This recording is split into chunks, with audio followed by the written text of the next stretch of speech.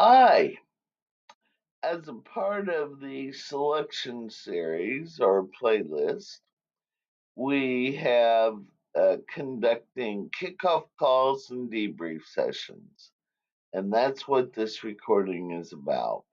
If you have decided to try this approach of giving out assignments so your selection team members can focus on certain criteria, then this is a video that you'll want to pay attention to.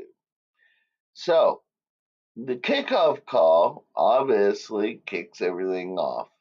You want to share the spreadsheet with that has the specs, the process, and the assignments.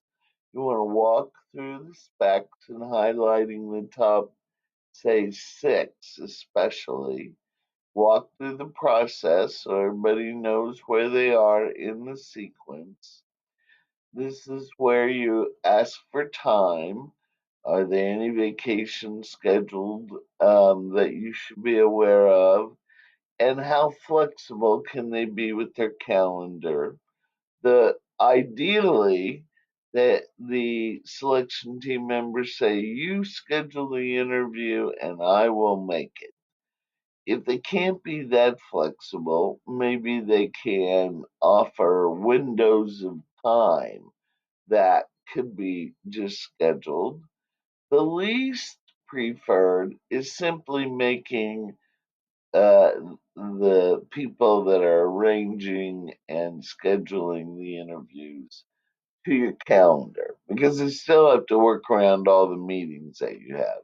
And ideally, you'd like them to give it a little more of a priority and be more flexible if possible.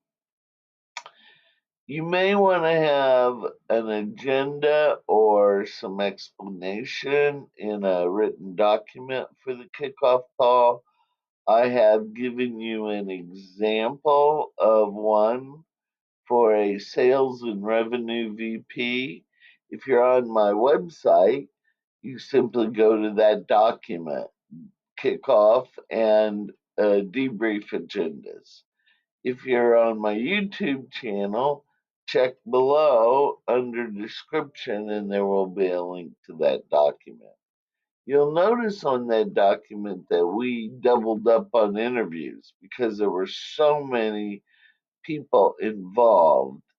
And actually, that's a good practice. I have found that to be very helpful for several reasons. Now, debrief sessions. You also want to record that kickoff call in case somebody didn't make it. Debrief sessions. You will have more than one debrief session likely, and you may assess more than one candidate in a debrief session. Now, these can be very long, so utilizing your time wisely is a wise thing to do. Ideally, I ask at the very beginning, is there any candidate that anyone feels should be eliminated? And if there is, I make sure everybody agrees with that and we just don't even bother to assess. Then, with the other candidates, you might just assess the top, say, six most important criteria first. And then, if they do well there, go on to maybe the next six or the rest of the specs. But I wouldn't necessarily feel like I had to do every candidate and every spec, because that will take you a very long time. And so this is where your selection team member gets the opportunity to tell their colleagues on the team how they assess the person's answers. If somebody saw something different, then they get to offer up the dialogue that, you know, helps explain what they saw. And you can work through those differences. I wish you a lot of luck. I hope you find this to be very effective and you feel confident that you've made the best answer. I know that it does require a little more effort, but as we established in the very beginning, this is the most important decision you make as a manager. Good luck.